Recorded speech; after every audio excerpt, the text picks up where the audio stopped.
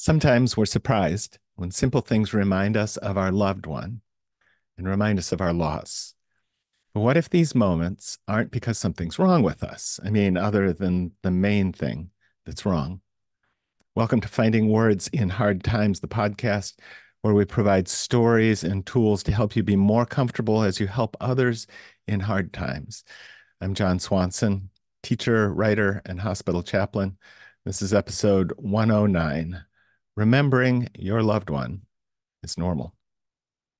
Sometimes we're surprised when simple things remind us of our loved one and remind us of our loss. Often, what I hear stated or implied is that somehow something is wrong with us or that we should be doing better than this by now. And those offering support second that emotion or offer prayer or belief that those emotional ambushes will or should go away with time. What if those moments when we see something and we start crying aren't because something's wrong with us? I mean, other than the main thing that's wrong. In The Grieving Brain, Mary Frances O'Connor suggests that these moments mean that our brains are functioning in the ways that they're built to function, in the ways that they have learned to function. Think about this. In our daily life, we see things and we make connections. We build patterns, we develop responses. When we burn our finger on a stove, we stay away from heat. When we like the sense of community and relationship, when we sit with a friend for an hour drinking coffee, we develop a habit around drinking coffee and talking. And when we know someone, those connections often then are back to that person. When I think of giving up things for Lent, I first think of watermelon and licorice, two things that my friend starting in fourth grade talked about giving up.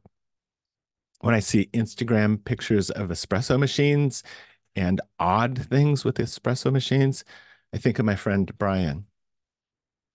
We call all of this learning. If I were a psychologist, I'd give you more specific words, but I'm not. So we'll call it learning.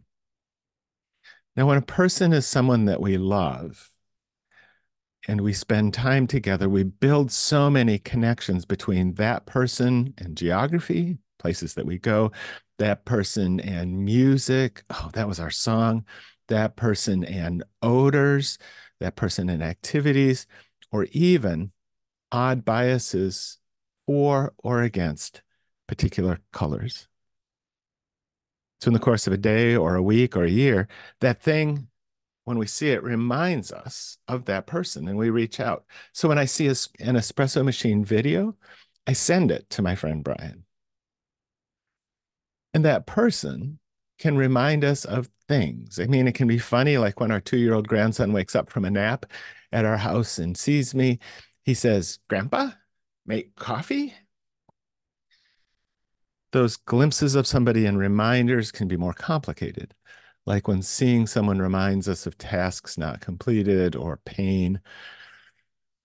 Now, when that person dies, the person with all those connections, we still have all of those learned connections and responses.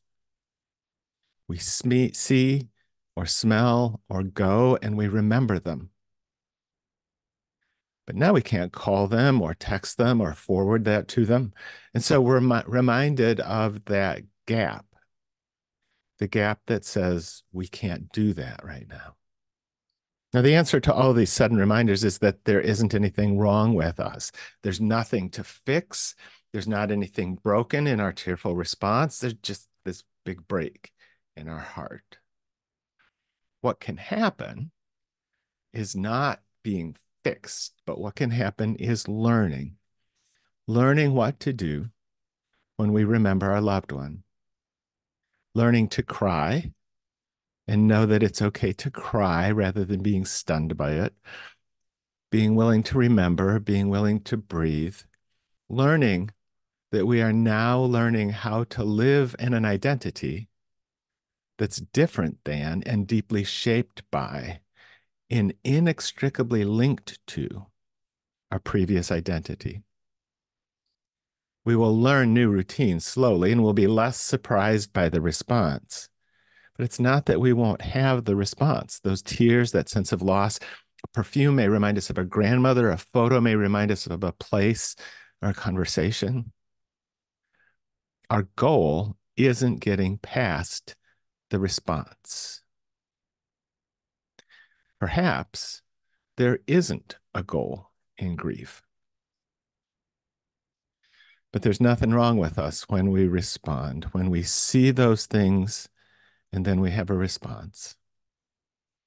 There's nothing wrong with us other than the thing that is wrong, and the fact that we are human and we're functioning the way that we function every day. We spend all of our time thinking about our loved ones, even now. So to keep thinking about them means that we're normal. Thanks for listening to Finding Words in Hard Times, the podcast where we provide stories and tools to help you be more comfortable as you help others in hard times.